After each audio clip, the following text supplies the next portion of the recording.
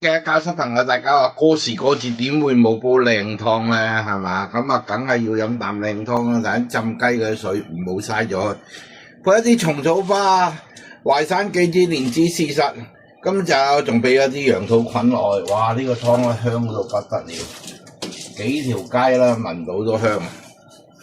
咁啲螺頭乾啦，好鬼硬嘅，浸咗過夜啊，都咁硬嘅，如果唔係啦，你好難出味嘅，你唔浸佢過夜，咁啊剪佢細條啲，等佢方便出味。因為咧，佢有翻大隻，你諗下曬乾咗啊，嗰環切面咧已經係咁大，你諗下呢隻螺有幾糯，個螺味有幾足嚇。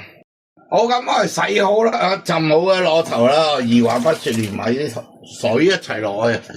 啲水都甜啊嘛，浸咗隔夜，明唔明啊？好，咁啲湯啦，落完咗料啦，將一啲西施骨啊或者豬腱啦，飛完水就擠埋落去啦，一齊煲。咁啲湯咧大概啦，大火滾起之後計啦，較翻中細火煲佢2個半鐘頭咁就得噶啦。好，咁一碗咧又清又甜啦嘅螺頭雞湯啦，蟲草花螺頭雞湯咁啊完成啦！哇，真係好正呢碗湯。